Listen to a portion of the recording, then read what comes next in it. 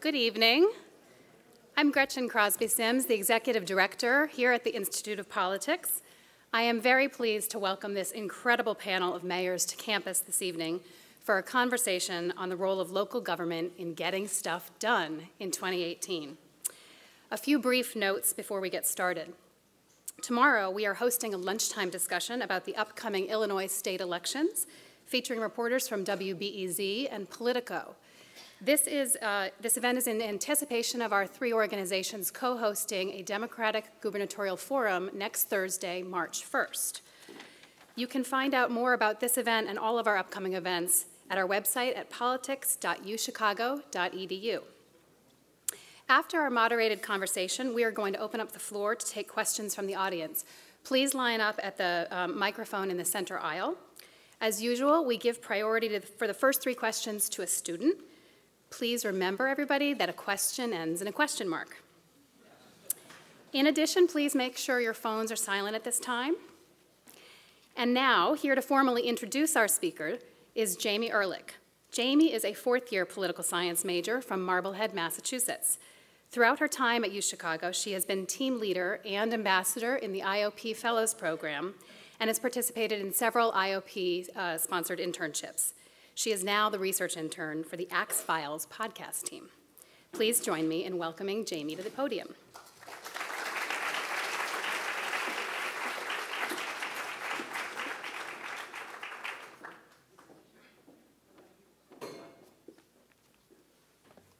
Thank you for the introduction, Gretchen. It's an honor and privilege to welcome you all to the Institute of Politics and to frame tonight's discussion. As Congress has devolved into partisan gridlock and our federal government appears more and more dysfunctional every day, citizens understandably have shifted their focus to states and cities for level-headed governance that is responsive to their needs. Mayors, as executives of often millions of constituents, have been able to forge ahead with proactive policy on such topics such as climate change, economic development, gun safety, poverty, housing, education, and infrastructure. Today, I am pleased to introduce a particularly dynamic group of mayors who are responding directly to their constituents. In 2011, after serving as the Indiana Attorney General, Mayor Karen Freeman Wilson became the first woman to lead Gary, Indiana, and the first African-American female mayor in the state. Over her career in public service, she has a proven record of leadership in the areas of civil rights, consumer protection, and standing up for those who cannot. Mayor Freeman Wilson was one of the first attorneys general in the country to combat gas price gouging and to ensure that tobacco settlement dollars were directed towards smoking cessation and health care. Prior to becoming mayor, Michael Hancock served on the Denver City Council for 8 years, including 2 as City Council president. He was first elected mayor in 2011. With the 5th busiest airport in the United States, serving more than 54 million passengers per year, Mayor Hancock is leveraging Denver International Airport to make the entire Denver region a major gateway to the world. The mayor has also developed strategic short and long-term business plans to support and grow Denver's businesses. Top priorities include reducing homelessness, increasing affordable housing options, strengthening workforce training and partnerships with community colleges, and finding solutions to chronic mental health and substance abuse challenges in the community. Prior to becoming mayor, Mayor Landrieu served as Louisiana's lieutenant governor for 6 years, leading the effort to rebuild the tourism industry and tens of thousands of jobs it creates. During his tenure, he launched the Cultural Economy Initiative to quantify and grow jobs in Louisiana's culture, music, food, film, and art industries. He also created the first in the nation Office of Social Entrepreneurship to advance social innovation by supporting the creation and growth of the most innovative, measurable, and sustainable solutions to social problems affecting Louisiana citizens. Boston's Mayor Marty Walsh was first elected in 2013 after serving for 17 years in the state legislature. Mayor Marty Walsh's administration has been hailed by former President Obama for expanding young people's opportunities and breaking new ground in crime prevention and police community relations. Milestones of his administration include the nation's first municipal Office of Recovery Services to prevent and treat substance abuse, the city's first cultural plan in a generation to restore Boston's identity as an arts leader, and, in a sign of strong fiscal management and economic policy, the city's first AAA bond ratings, unlocking unprecedented investments in parks, libraries, and public safety. Mayor Walsh and his wicked Boston accent reside in Dorchester, where he grew up. And last but not least, I would like to introduce our moderator, the founder and director of the Institute of Politics, eponymous creator of the Axe Files podcast, and visionary leader himself, David Axelrod.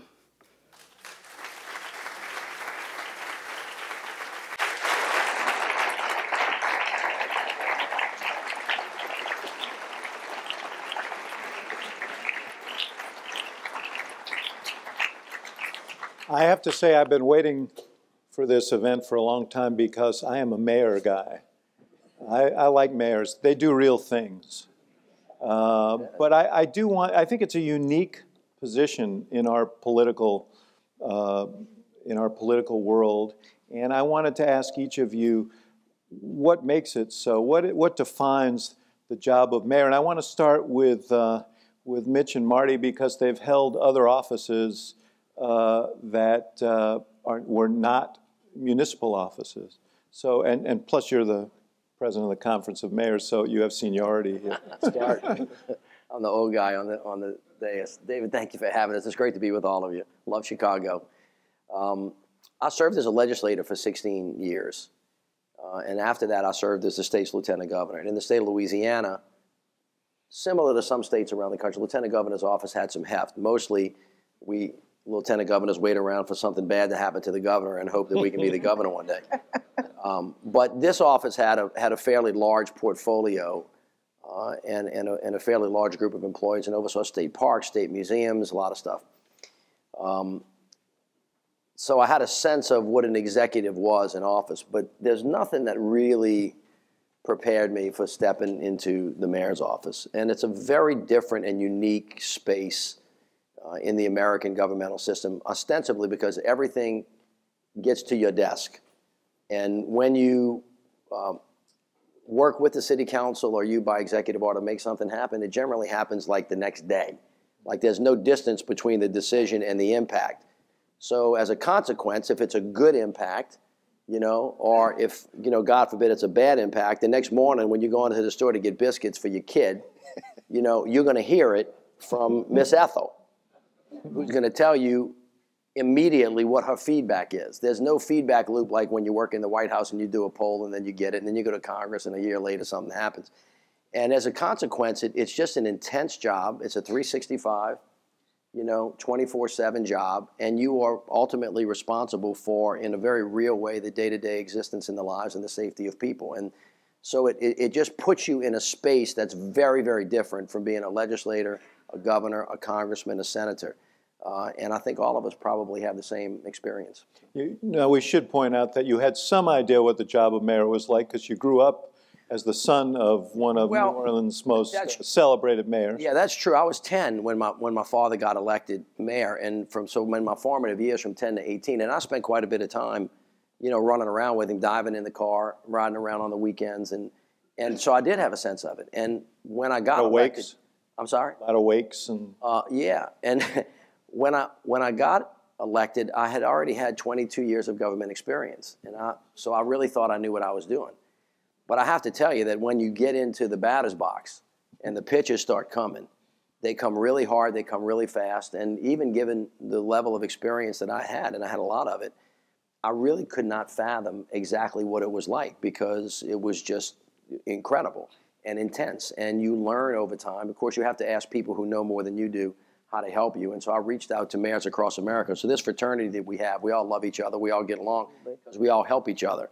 And we all are the laboratories of innovation and change in America, and we are where most people in America live.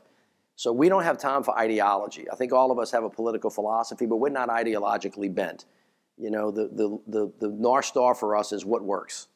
Tell me what works, and we'll find a way to get it done because we're ultimately responsible for it. Marty? I think a lot of, I agree with that, just about everything Mitch said. You know, I came out of the legislature as well, and in my first 3 months in office, I literally went home every night. I couldn't talk to anyone because everyone that helped get me elected to become mayor were friends of mine, so I couldn't go home and say to them, I made a mistake here, and what the hell am I doing? But when you really think about the mayors across America, I mean, our first fundamental job is we run a municipality to make sure that municipality runs. When it snows, we plow, pick up the trash, make sure that works, make sure the water works, make sure the parks are pruned and the parks are clean, and make sure the streets are safe. And that's our job as mayor, but it's morphed into so much more than that. You know, in January, I found myself calling a press conference condemning the White House's action on sanctuary cities. I found myself supporting the immigrant community in our city. I found myself fighting for the Affordable Care Act because we have so many hospitals in Boston, and making sure that the Affordable Care Act is preserved. I fought to make sure that the money that's being cut back from the federal government potentially down to the state is going to roll downhill to the city of Boston. So you really, our jobs have morphed into these bigger than that job, and we have to have an opinion on everything within 5 minutes. And I think that's another thing. So I think that as a mayor, it's probably, if you're in politics, probably the best job in politics, but also I would argue probably one of the hardest jobs in politics, aside from being the president of the United States of America. As a legislator, you have an opportunity to really think about the process and think about where you stand on an issue and ingest it and think about it. As a mayor, you don't have that luxury. You have to make a quick decision right away. And there's so many other things. In my 4 years as mayor now, you know, one of the first acts that happened in the country when I became mayor was Ferguson, the shooting in Ferguson, and that had ripple effects throughout the entire United States of America, including the city of Boston, where we had protests that night and conversations that night. And you know, you have to bring in your police department and talk about what we're doing as far as community policing and how we're handling issues around race and racism. So as a mayor, you have to be prepared for whatever comes your way. The job changes every single day, but at the end of the day, I'm responsible for the municipality of the city of Boston to make sure that it moves well. So I think being a mayor is an incredible job, but it's a changing job. Karen, he calls it the hardest job there is. Do you want rebuttal time? Not at all. It is the hardest, but it is by far the most rewarding. You know, I've been very blessed to work in a lot of venues, but, you know, it's nothing like that immediate feedback that Mitch talked about. It's sort of the difference between acting on television and acting on Broadway. When you're on Broadway, if you miss a line, if you flub a line, there are no do-overs. You get the feedback right away. And as Marty has said, you know, the way that the role has grown, particularly in the last year, the fact that we have become leaders in climate change, that we've become leaders on immigration, that we've become leaders on so many issues that aren't just germane to our cities and the citizens in them, but to the country.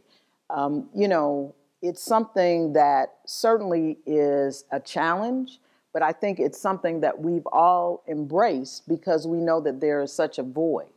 And, you know, we know that people look to us. They look to us in the grocery store, but they also look to us at a much larger level. Michael, you've spent your entire political career has basically been in city government, and you've always been attracted to what was it that led you from your childhood in Denver to this job? I think everything that you've heard here described, David, it's a very personal role. I mean, to your point, you're face to face. We don't get the luxury, or say, I don't call it luxury, but we don't get the benefit of being disconnected from our constituency. To your point, we're in the same grocery stores, the same libraries, we're in the same gas lines, where we see our constituents on a very regular, personal basis. And the fact, the issues that we deal with, I like to put it this way, when mayors deal with those issues when the constituent or anyone walks outside their front door in the morning, grab a newspaper, and they stop to take a deep breath just to bring in the morning air. And it's those things that are on the top of their minds. Those are the things that the mayor's thinking about every day. Was the trash picked up? Were the streets plowed? Were our police responsive to whatever needs were called upon? Those are the things that people depend on. So the budget, we have to balance budgets. We don't get to play deficit games. We don't get to say we're going to do a continuing resolution for 30 days. No, you're balancing the budget. What you're referring to, I don't even know. Yeah. It's a deadline. I don't know what you're talking about. So it is an immediate response. It's what the people are thinking about. And if you do a poll today across America and ask who do you know, your mayor or your congressperson, I promise you, majority of people know who their mayor is or their state legislator, because they deal with the things that people care about the most every day. David, can you imagine if we shut one of our cities down? Yeah. Do you know what would happen if we just decided that he and I couldn't get along, and so tonight at 12 o'clock we're going to shut Chicago down? That's true. Do you imagine? I mean, like from 12 to 2, even if you just did it then, that's just not even.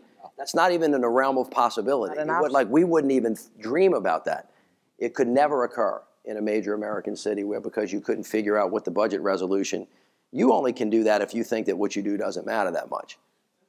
Well, that's why because it would not occur to any mayor in America that they would survive an hour if they shut the city down. Red lights go off, police go back into the police stations, fire trucks don't show up, turn the water off, playgrounds shut down. I mean, how long would that last in the cities of America? And so I guess without being too harsh about our federal partners, I think mayors in America have decided. I think that horse has left the barn. But Yeah. I meant it in a loving, constructive way. In the cities of America, mayors have really become, like de Tocqueville said, the laboratories of democracy. We really have become the laboratories of innovation and change for a lot of different reasons. Necessity, breeds invention, as you know. And so 85% of the people in America are living in or around cities, and the cities have to function. So we got to either find a way or we need to make one. So you're right that cities have become laboratories of innovation, and you're right that cities have become leaders in default areas. There are some problems, though, that are national in scope. We've been talking a lot about one of them this week because of the tragedy in Florida, and that's gun violence. And that was a horrific tragedy. But it strikes me that as mayors, you're confronted with the impact of gun violence on a daily basis. Talk to me about that and what you feel like you can do as mayors and what you feel like you can't do as mayors and requires something from the federal government and these people who you gently malign. Well, I just want to, let me just jump in here. I come from Massachusetts. We have the toughest gun laws in the country. I took vote as a legislator 3 or 4 times on that. We have the least amount of deaths in the country with guns, although I represent Boston, and last year we had 54 homicides in the city of Boston, which was up from the year before, which city our size is low compared to other cities, but we still have 54 mothers that bury their kids. We're constantly battling this issue every single day with guns and the flow of guns into the Massachusetts from the north or from the south. We're concerned about the federal government creating reciprocity where you can have open carry around the United States of America. I'm concerned about that in the city of Boston. What I don't quite understand is that, and I'm for somebody, I believe in people having the right to bear arms if they want.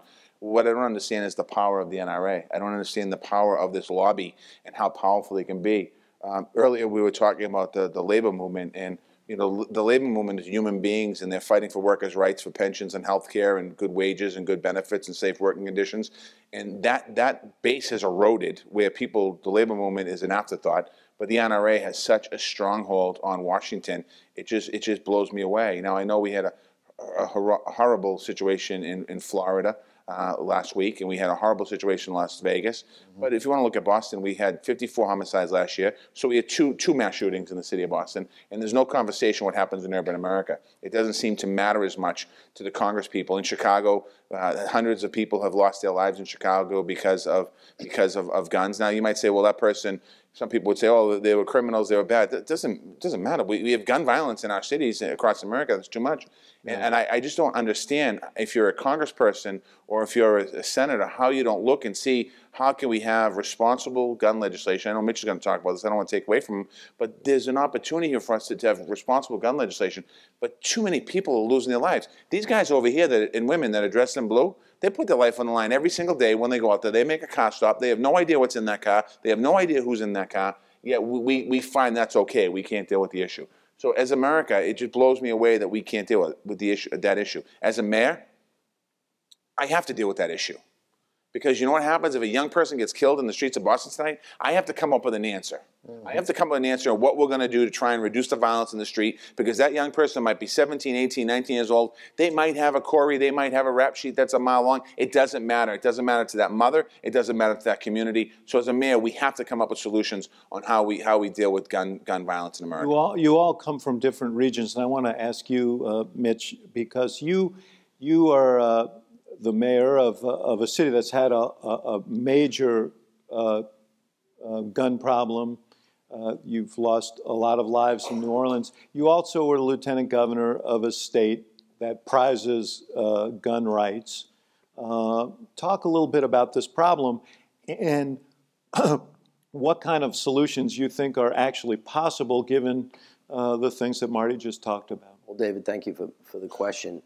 You know, you started this off by saying some issues are national, and this is the most local personal issue that we have in the United States of America. When I listen to the congressmen and the senators, and my sister was one, you know, talk in Washington on TV, that's what they do because that's where they are. And they're talking about, let's just say, an incident that happens. Every one of those incidents, whether it was in Florida, whether it was in New York, whether it was in Boston with a potential terrorist attack, whether it was in Columbine, those are in cities. Those are in towns. That's where people live. And without just saying just a generic town, it is a specific place where people live. And where mayors live in that is that when there's a shooting, we actually go out to the space where the person's laying on the ground and have to look at that person. Have you seen a dead person on the streets before? Have any of you seen a dead person on the street?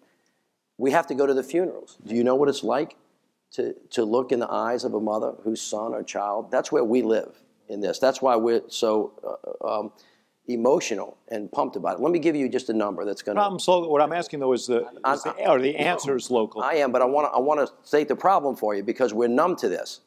Since 1980, in the United States of America, on the streets of America, in towns, cities, and hamlets, over 630,000 American citizens have been killed by guns. That's more American citizens than American soldiers that were killed in all of the wars of the 20th and the 21st century. Check it. Fact check me. All right? That is a huge number. What Marty was telling you a minute ago is these mass shootings, which are awful and need to be stopped. You can't say how awful it is. Every day in America, about 40 people, you know, without notice, without knowledge, without really thinking about it, or killed on the streets of America. So this is a massive problem that we have to address. Now, I'm from Louisiana. I love my state. My state is a gun state. It is a part of our culture to hunt and to fish and to teach our children how to do it and to raise them up. We have lots of people that do that. I'm a gun owner myself. I believe in the Second Amendment and a person's right to own a gun, to protect themselves, and to hunt.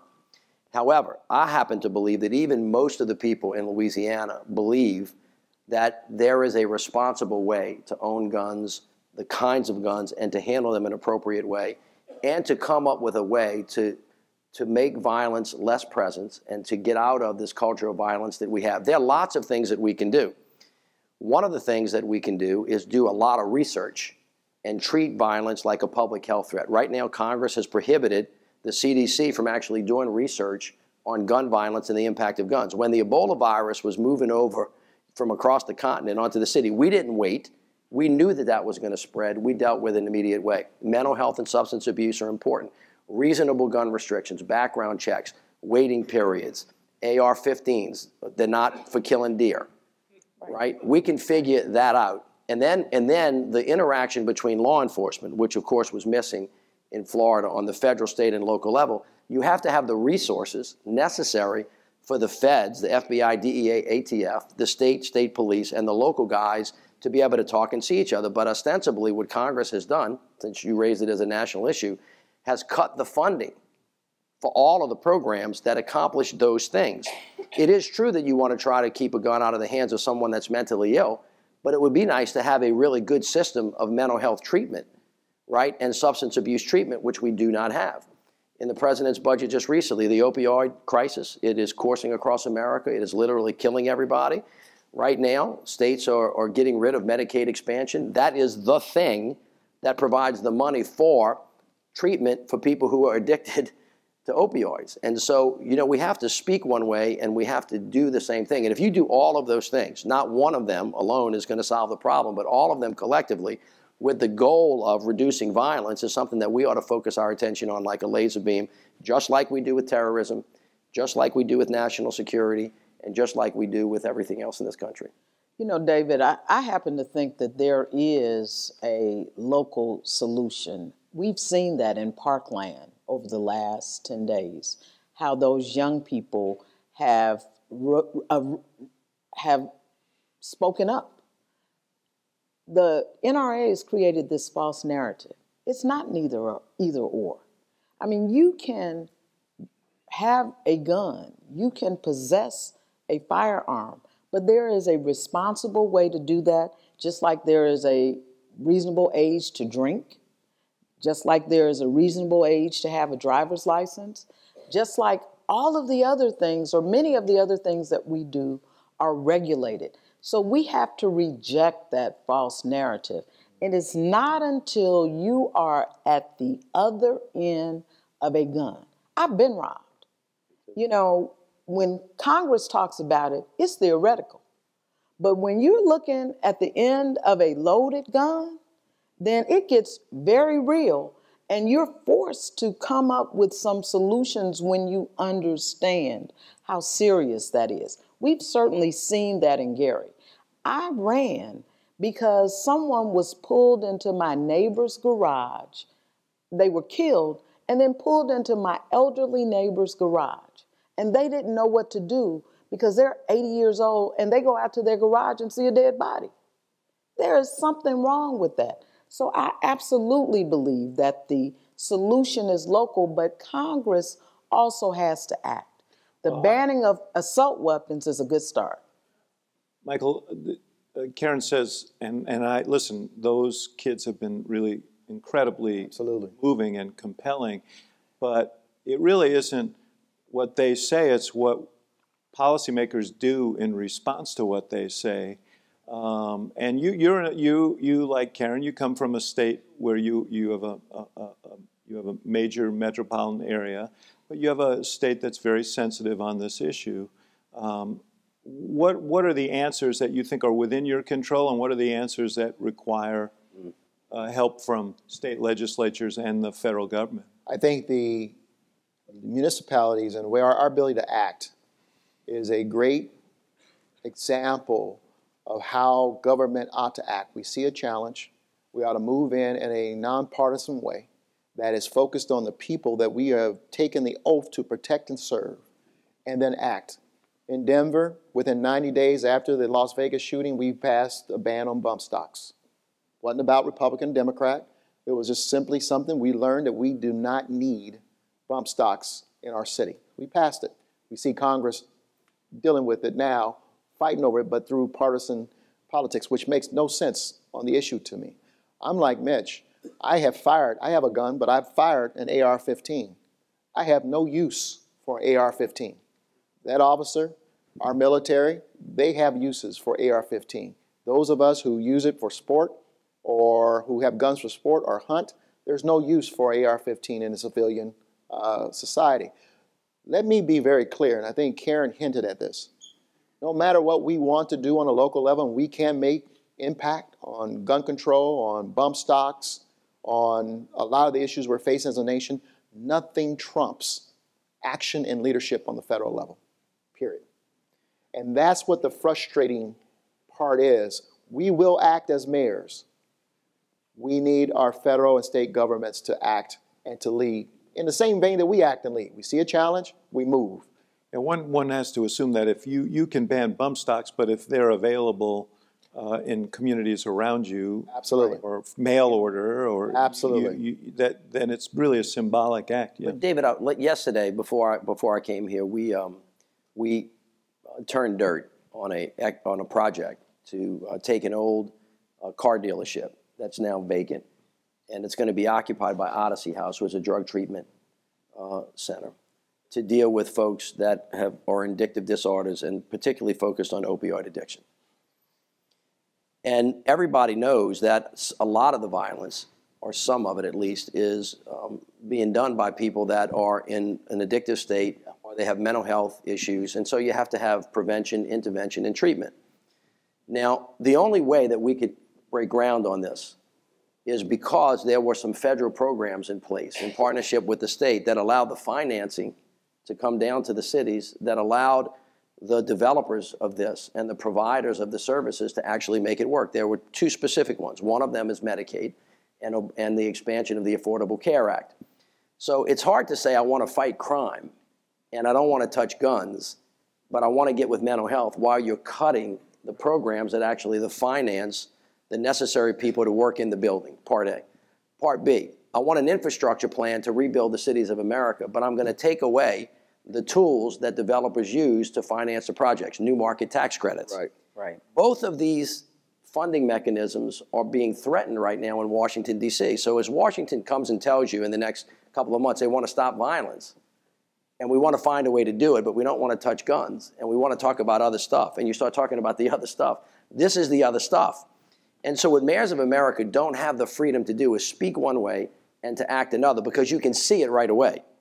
You can see the disconnect. You can see the lack of integrity between idea and action. And there just needs to be a much tighter and closer way to solve this problem that doesn't last forever. And this is where mayors really could be very helpful, because we are, in fact, problem solvers.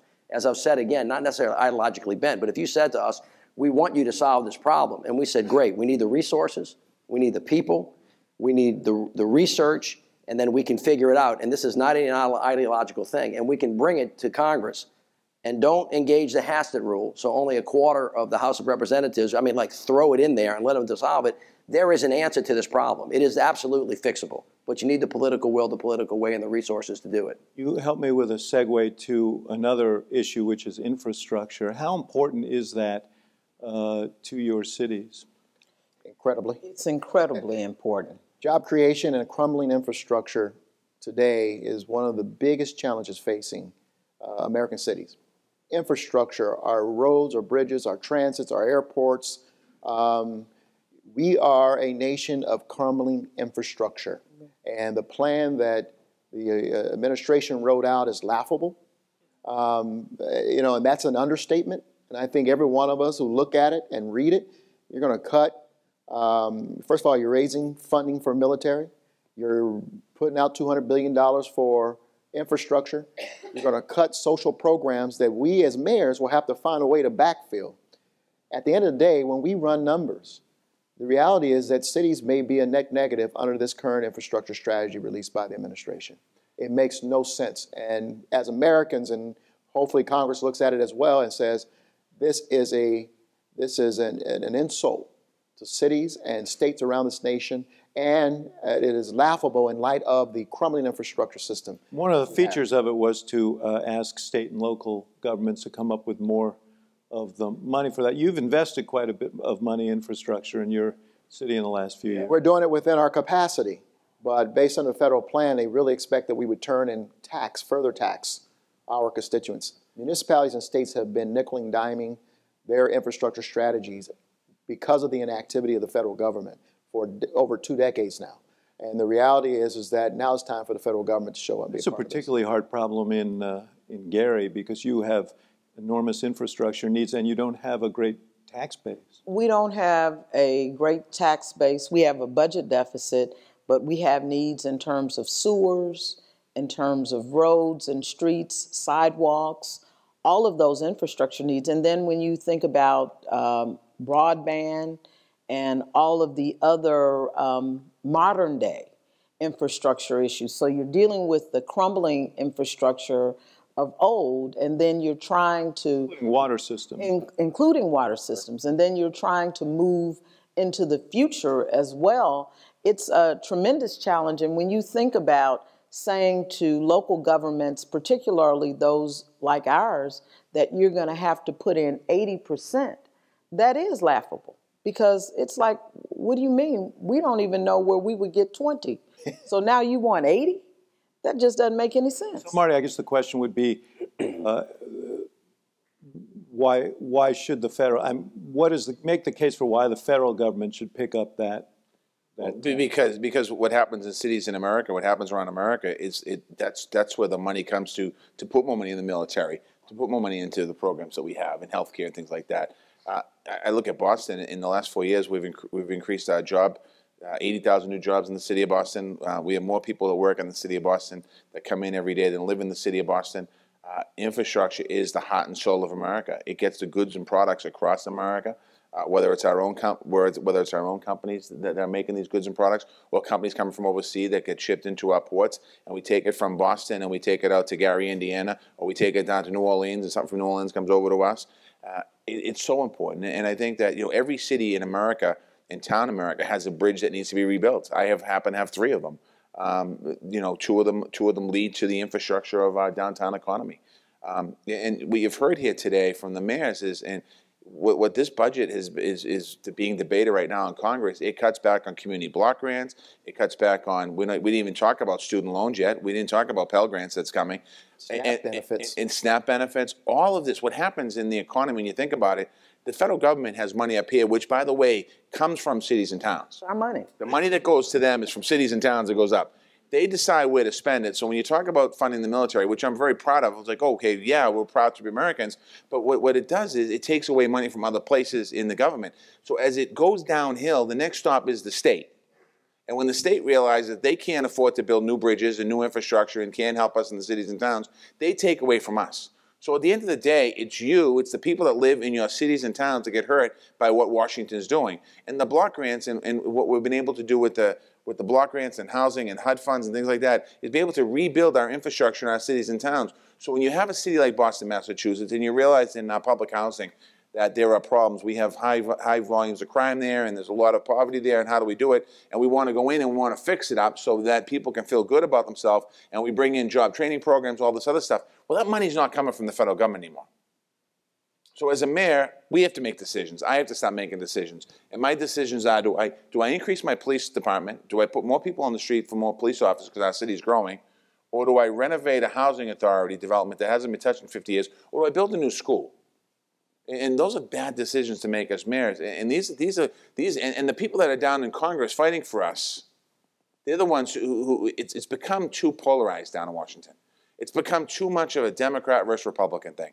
I am a progressive, liberal, union Democrat. You look at my background, that's how it is. But if you talk to my colleagues in the House of Representatives who are Republicans, they're going to say, Marty Walsh knew how to cut a deal on the floor. He didn't have to, it wasn't a knockdown, drag-out fight. My governor's a Republican. I talked to him in the parking lot before I came in talking about 3 or 4 issues. It doesn't have to be everything that the other side said is right or wrong. It's about how do you move your country forward. So as a mayor, I think my message, I guess, to the public would be, they have to figure out how to work together. We all don't agree on how we move the ball forward. And the U.S. Conference of Mayors, last year, the leader of our conference was a Republican mayor from Oklahoma City, Mick Cornish. Right. And you know something? We had a successful year. He took on the Affordable Care Act. He took on climate change, and he took on immigration as a Republican mayor from Oklahoma who's running for governor now, and it didn't hurt him. Mitch, your town experienced what a lack of adequate infrastructure can mean in a really tragic... Well, thank all of you, because we got beat to death by Katrina. I mean, really, 500,000 homes got hurt, 250,000 destroyed. Everything was just destroyed. In partnership with the federal government, local governments, public-private partnerships, we've rebuilt 33 schools, building a new airport, building a new riverfront, built a bunch of new health clinics, took Tiger grants and did transportation in partnership with the private sector and created thousands of jobs. And so we are like the poster child for the benefit of investing in infrastructure that creates economic growth and prosperity for everybody. New Orleans is the model that will prove to anybody that infrastructure spending is smart, number one. Number two, the country and the president President Trump did an excellent job during the campaign explaining that we were getting our brains beat out by every country in the world. He talked about the airports in China in every event that he had. And the Society of Civil Engineers tells you we have a $6 trillion backlog on infrastructure projects. So a mayor would say, well, if that's the problem, how are we going to fix it? The predictable retort from the members of Congress is, well, here come the mayors again with their hands out. Well, right now, if you put all the infrastructure projects in America that are done by government in a pot, local governments already pay for 85% of them. We already do. Now what Congress is doing, completely different what President Eisenhower did, was said we want to push the rest of them down to you. We don't have any more money to give you because we decided to do it with a tax cut and give $1.5 trillion away. That's just a decision that they made. And the $200 billion that they're going to put up, they're actually taking from someplace else. What's the someplace else? The someplace else are the money that we have to fund police, to fund fire, to fund opioid, all of that stuff. So they're robbing Peter to pay Paul. And no mayor who was asked to solve the problem would come up with the solution that they've come up with. So the mayors, again, are out there saying, we know how to do this, we know what to do. Why don't you work with us so we can figure out how to make sure that America is strong again by making sure that the infrastructure is important. And this is critical. My water system in the city of New Orleans is crashing.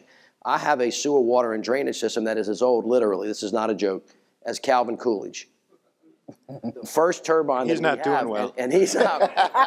You know, so that's that. The second thing is, so Marty's thinking about us being non-ideological men. I'm a Democrat. I call myself a radical moderate from the Deep South. I'm in the city. The first things that I did when I was mayor, I cut my budget by 22%.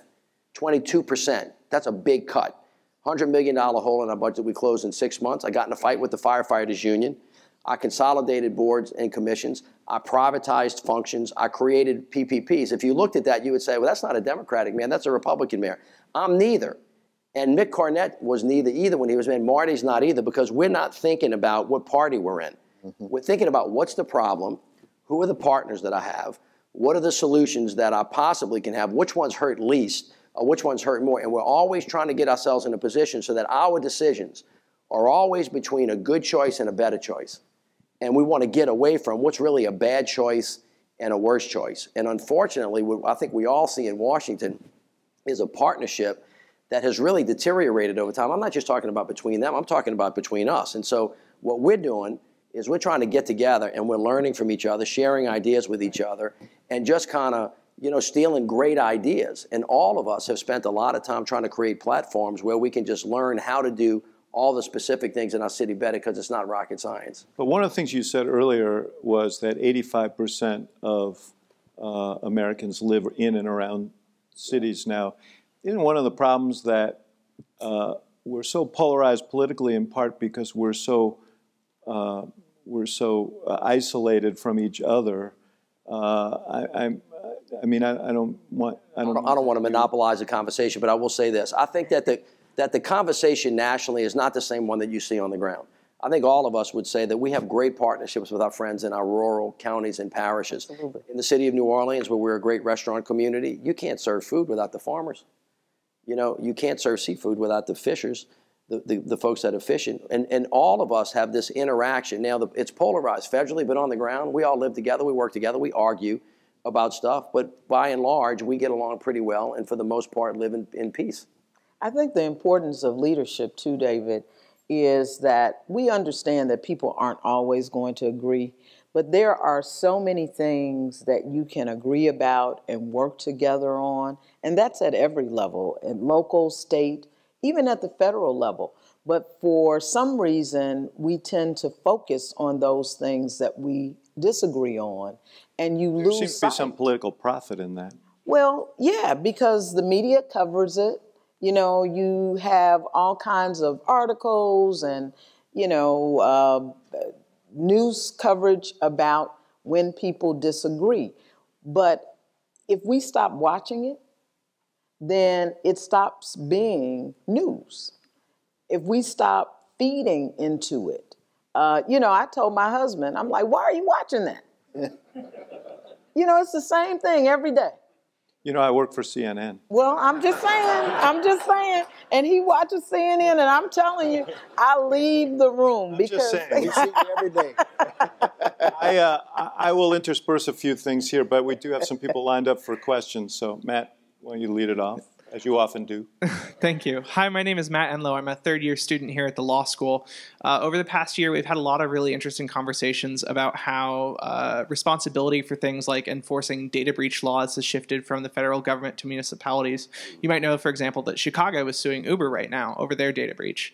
I'm really interested, I'm not going to ask you whether you're going to raise taxes while you're sitting on this stage, but I'm really interested in some of the challenges that you've had to take up the mantle on. You've talked about gun control, opioids, things like that, but things that maybe the federal or state governments have frequently been involved with and aren't any longer, both due to changes in law and funding, and how you've been tackling them. Michael? I've got a real good one for you.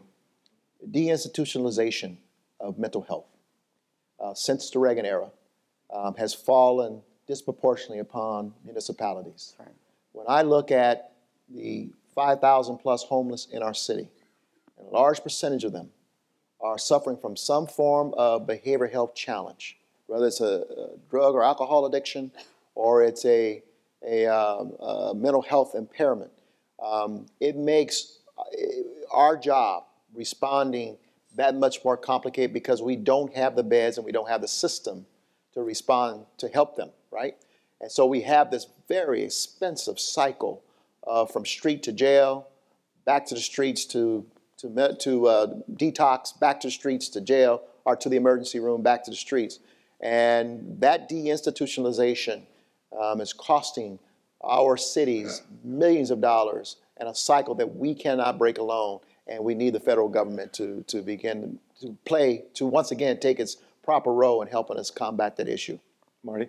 I agree with that. And other issues, housing, building affordable housing in urban America. Absolutely. You know, you look at what we've done in Boston, we've created 25,000 units of new housing in the last 4 years, which is a lot. Some of it's high end, some of it's low income, some of it's moderate. But there's been an investment that hasn't been made on the federal government in probably over a decade. Occasionally some money here and there, but I'm not talking about our housing authorities. I'm talking about on the ground housing as we grow as a city. So that's one issue that we have to deal with as a city of Boston.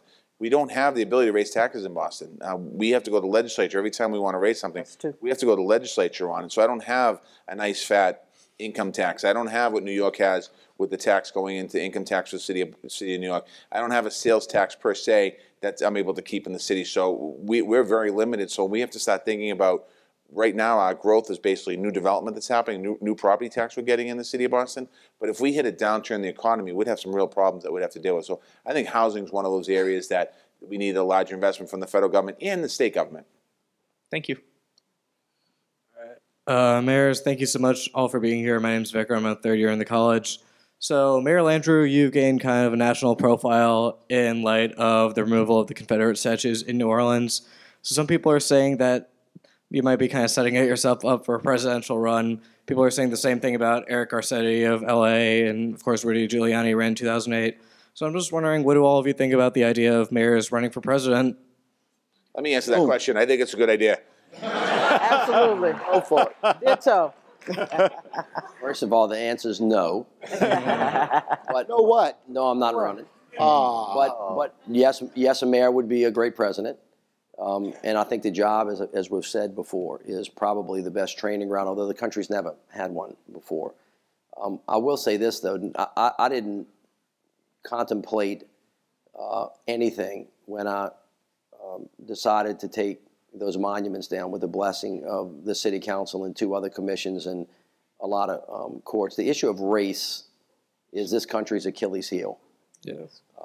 And we have really got to think through that hard. Those statues that were put up well after the Civil War with a specific intent to send a message to the African American community that even though the Confederacy lost the war, that the people who fought on behalf of the Confederacy, essentially to destroy the Union for the purpose of preserving slavery, that's why the statues were put up, did not need to be put in places of reverence. Remembrance always. Never want to forget it because we don't ever want to repeat it. But when I did that, that was something that had been a consequence of a lifelong commitment to make sure that as a people, we adopted the principle that diversity is a strength. It is not a weakness. People have to be invited into welcome spaces. The diaspora of African Americans that left the South after the Civil War was so catatonic that it changed the nature of who we are as a people. Now, we're a very rich, proud people in the South. I love the South. I'm a son of the South. But unless and until we confront that issue in America, it's going to be really hard for us to get to yes on some other things. If I can just add, and this is not a reflection of when I think about Mitch Landrieu, because a tremendous respect, and he would make a phenomenal candidate for President of the United States. And I mean that sincerely.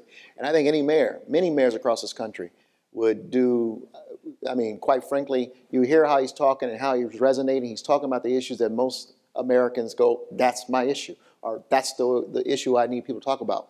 I want to say two things. If anything this era is telling us or showing us, or let me just put it this way, one positive that's going to come out of this Trump era, particularly this first term, is you're going to see a massive swelling of tremendous talent that maybe not even thought about running for mayor, Congress, showing up to run for mayors and Congress. And I can almost tell you right now, without even talking to them, they're getting calls today from people who maybe are sitting on boards of education, city council, saying, I'm thinking about running for some office. People can't take it Hopefully not against you guys. No. Some of it, Hopefully. yeah. Hopefully. But people are saying, if not me, then when, who? And if not now, then when? This is the time. I can't take this anymore. I'm showing up. And I think that, to me, is an extremely positive thing. And then the final thing I'll say is, if Trump's election has shown us anything, it's proved what my grandma always said, anybody can run. Of course. Yeah, to be clear, I don't doubt your intentions. Thank you. Hi, my name's Adam Zabner. I'm a first year in the college. So Denver and Boston and also Chicago are on the short list for Amazon's new headquarters. And I was wondering if you think it's dangerous for cities to get into the business of competing against each other for incentivizing companies coming to their area. Yeah, I don't view it as I don't view it as a competition between Denver and myself. I view it as an opportunity in Boston to really look and see where we are as a city. If somebody were to drop in my lap 50,000 jobs, $5 billion of new construction, a new industry, how would I handle that with housing? How would I handle that to not offset and disrupt the economy in Boston? So it's really an opportunity for me to see what we have. Now, if Amazon comes to Boston, Amazon comes to Boston. But we're going through the exercise to really see where we are as a city. And in the last 4 years, we've added 80,000 new jobs. We have 40,000 new people living in the city of Boston. We have a lot of growth in our city. We've added 25,000 new homes. We have a plan to create more housing. So I view it as an opportunity for us to kind of look and see where we are as a city. I don't view it as a competition. There are some cities across America, I think New Jersey put up $5 billion, Maryland put up $7 billion. We're not going into that sweepstakes. If Amazon's going to come to Boston, we're going to see, you come to Boston or Denver, I'm sure like Michael said the same thing, on the talent we have, the infrastructure we have, what we're planning on doing in the future. So I don't view it as a competition. I absolutely agree. Denver, we're not going to step outside of ourselves to lure Amazon or anyone for that matter. We're going to stay within our lane. We believe, like Boston and Mayor Walsh believes, we have a lot more to sell than tax incentives and cash on the table. The talent is in Denver. The environment is in Denver. The cost of living where people can thrive is in Denver. We are a growing city. We're a desired destination. We don't think we have to go outside ourselves. We wouldn't do it for anyone, right? At the end of the day, it is 50,000 jobs, $5 billion worth of investment coming in, and the long-term strategy. If you look at the cities that are thriving today, they always have a strategy for not letting their foot off the pedal. Because the reality is most companies, not Amazon, that come to your city are leaving somewhere to come. And so companies are dynamic. Every half century or so, they start looking and see, are we in the right place? Is the talent where we need to be? And so they move. So you must never stop trying to create that opportunity for your city for today or in the future. I'm glad you guys don't view it as a competition so you won't feel bad when it comes to Chicago. But if you're talking about football, football is a competition. Yeah. Sorry. Patriots and Broncos, now we can talk. This is a tangential question, but it's an important one, and one I think we're wrestling with here in the city. There's been enormous growth in cities and growth in sort of a professional class, wealth moving back into cities, the gentrification of cities, and there've been a lot of people who have been displaced as a result of that.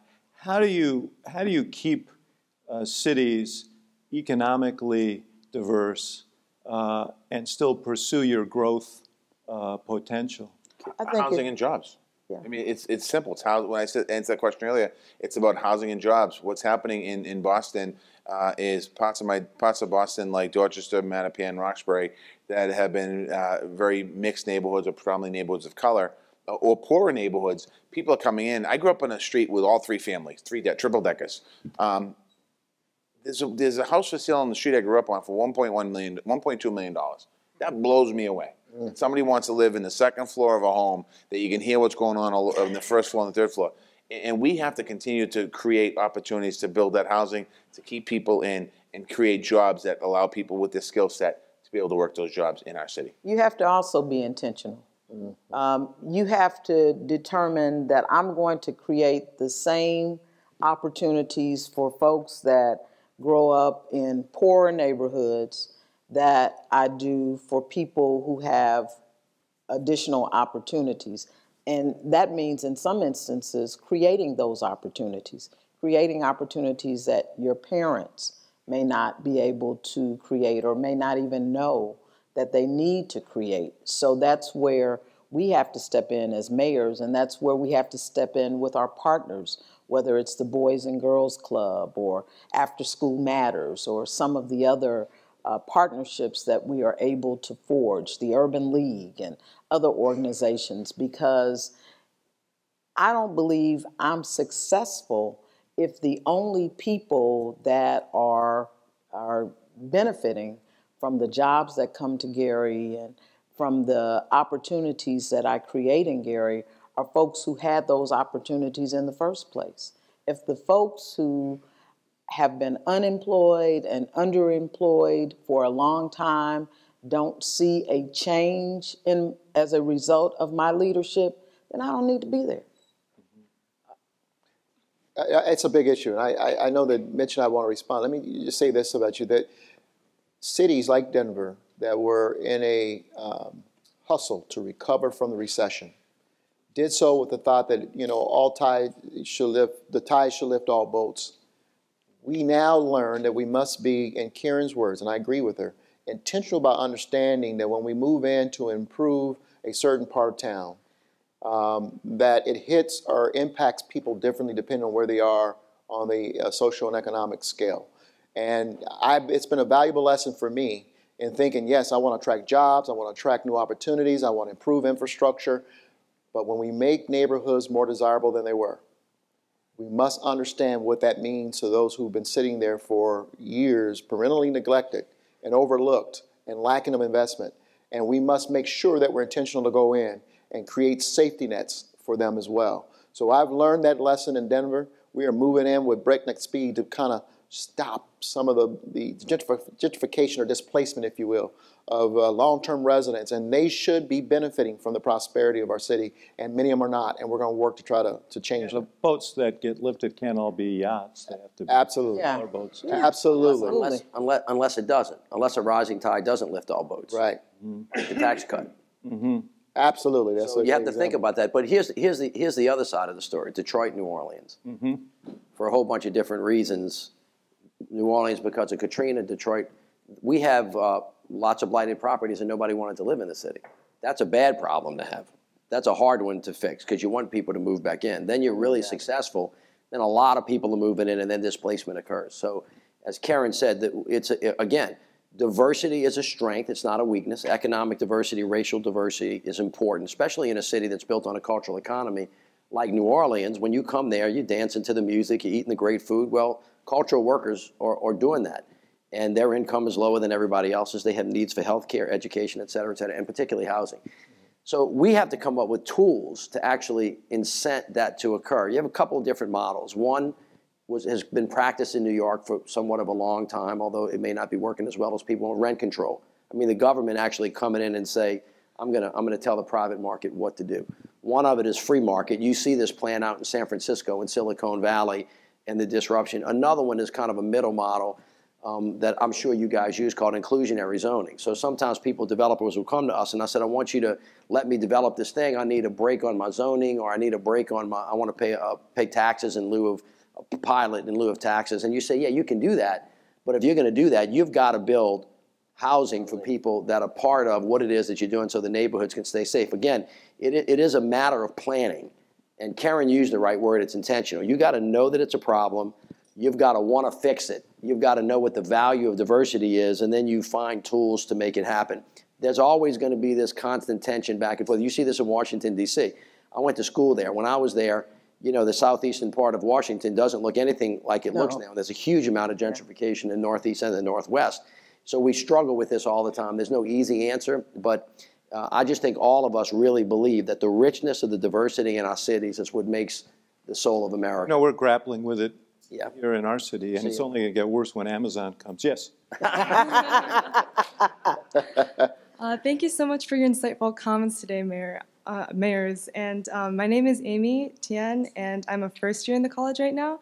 And a problem that I think is really important is climate change. And I think it's one of the greatest and scariest threats to everyone today, and especially my generation, which will be especially impacted in the future because the effects of climate change will only exacerbate in the future. And with the withdrawal from the Paris Climate Agreement, I'm curious as to how important you think climate action is amongst all these other problems we talked about today, such as gun laws and infrastructure, et cetera, and how cities will follow through and work together on the implementation of energy promises that have been made so far. Thank you. The issue is right up there at the top with all the other issues. January 16th, we had a snowstorm in Boston, nor'easter. We had a high tide, we had a perfect moon. I forget what they called the moon was. The water came over the surge into the north end of Boston, Charlestown, East Boston, where our airport is, in Dorchester, South Boston. So we had some major issues that we had to start looking at. We could have gotten, if the tide came another 3 or 4 feet, we would have been evacuating buildings in the city of Boston in a pretty bad situation. So I think as mayors, when in January of last year, one of the conversations we had down in the U.S. Conference of Mayors was on climate change. And Eric Garcetti, one of the men mentioned here to run for president, started talking about the Paris Agreement. I was the representative for the Northeast. He was the representative for the West Coast. And what we've done is, as mayors, we've signed on to the Paris Agreement. So even though the United States pulled out, we signed on. So we stay in constant contact. Our goals are their goals. Our goals are making sure that we have carbon neutral by 2050. Our goals are to reduce carbon emissions. Our goals are to have more environmentally friendly buildings. We're doing in Boston. We have a conference. I was sent to Washington. I was sent to China at the end of the Obama administration to go out there to the U.S.-China summit. Climate change summit, and made an announcement at that summit that the next summit was going to be in Boston, Massachusetts last June. It didn't happen. The president pulled out. So what we're doing now is in this June, we're going to have a climate summit, international climate summit in the city of Boston without the federal government. We're going to host it in the city of Boston. It's a couple of days before the U.S. Conference of Mayors, and we have mayors from around the world coming to our city to talk about the global warming, talk about the goals we have collectively together. We don't have the ability, because somebody in the White House made a decision to pull out, we don't have the ability to ignore the climate. It is changing. It is 65 degrees outside in Chicago today. It should be freezing. When I land in Boston tomorrow, it's going to be 70 degrees in Boston. It should be 10 degrees in Boston. There's something going on here, and it's something I think the mayors understand the importance of it. Plus, we're seeing the changes. And Mitch probably can talk better than anyone at this podium about what happened in his city with Katrina, what happened with his city after Katrina, and as the series of hurricanes started to come to the coast, again, his city is right on that map. Yeah. So we believe in science. We think climate change is real, and we're going to do it whether the federal government comes or not. Okay. Thank you. I think the loudest voices following the pull out of the Accord were from mayors, saying we will not turn away. Thank you. Hi, I'm Tala Mountjoy. I'm a student in the Booth School of Business. And I always wanted to elaborate on your point, Michael, that there's probably a lot more people who are interested in getting involved in politics, maybe running for mayor in the future. And I wanted to get your, I wanted to understand from you if there was a particular moment where it solidified that I need to run for mayor. Wait, did you say what your city you're from? Chicago. Oh, all right. See some politics. You know what? I'm sure we all had a particular moment. Mine was really, it was just a domino effect. Our sitting governor decided not to run for re-election. Everyone knew that our sitting mayor was, interested in being governor. And I was sitting there as president of the council. And so all those dominoes, the governor announced he's not running again. Mayor decides he's running. But I got to tell you, it's one thing, and I was a little kid who was caught on camera as a young boy saying I want to be the first black mayor of Denver. I wasn't. I was the second. But it's one thing to have the ambition to run for mayor. It's another thing to understand what it means to run for mayor, and particularly in this world of social media. And you got to take in consideration your family.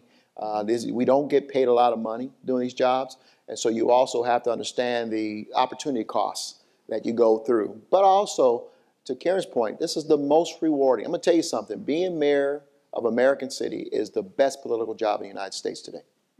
Amen. But I also think it's getting involved. I mean, if you want to get into politics, you get involved, and that's what I did. I was, part of my civic association, my local organization. I coached. I did all that stuff. And when the opportunity presents itself, it doesn't necessarily mean you have to run for it. But if you have that, if you're in this room and you have a brain desire to run for office, get involved. Don't all of a sudden wake up one day and put your name. I'm going to run for Congress. I'm going to run against, a 10-year incumbent that you might not win. Get involved. You don't have to start at Congress or mayor. Start at local government, and that's what I did. I started as a local civic association leader, and then I ran for state representative for my district, and then I was in the House of Representatives for 16 years when this opportunity presented itself. And I think that it's important it's the ground floor where we need the bench. We don't have a bench on the ground floor. When I say that, you need to get people on that ground floor that are willing to go through the process. Because as you see now, it's fewer and fewer people. I think Michael talked about the presidential election, or maybe Mitch, that we're going to have a talented group of people. There's a lot of people sitting at home going, why do I want to run for president? Yeah. Because every time I say something that's tweeted out or Facebooked out or Instagrammed out, or it's going to be on CNN or Fox News or what have you. So I think that we need to have these not younger people involved in the process for the right reasons. Right.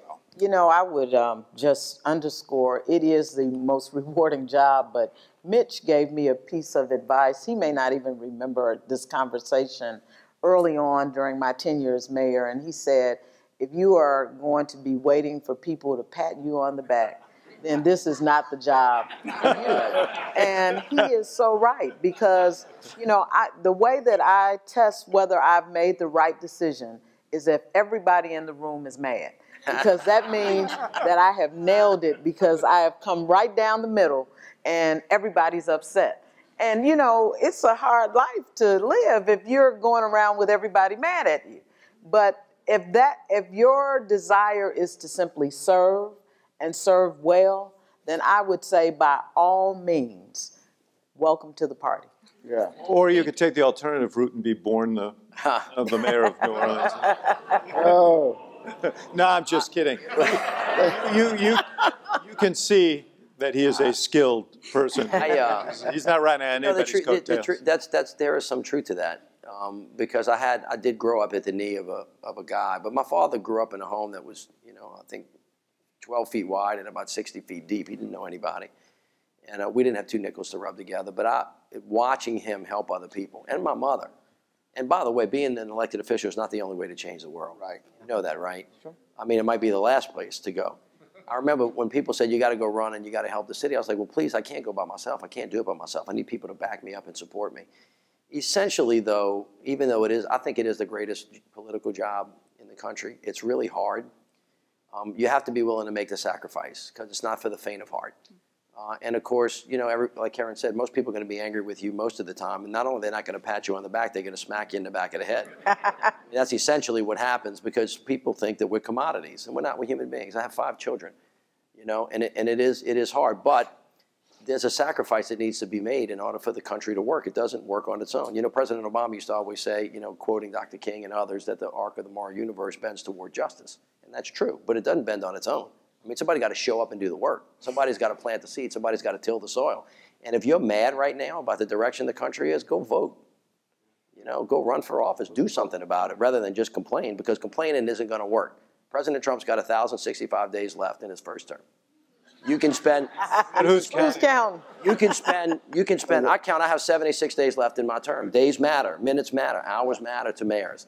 You can spend the rest of your time complaining about it, or you can do something about it. So go do something about it. Let me just say, I joke, but I don't want to leave this stage without honoring your dad for being a courageous voice on this issue of race at a time that was much more difficult than this one. Yeah. And it was one of the things that drove him in public life. And in that sense, it reminds us that you should run for office to do things and not just to be something. Well, first of all, I'll tell him and thank you, but I really would just say this. This has been an age-old mission of the United States of America. We are really better when all of us are at the table.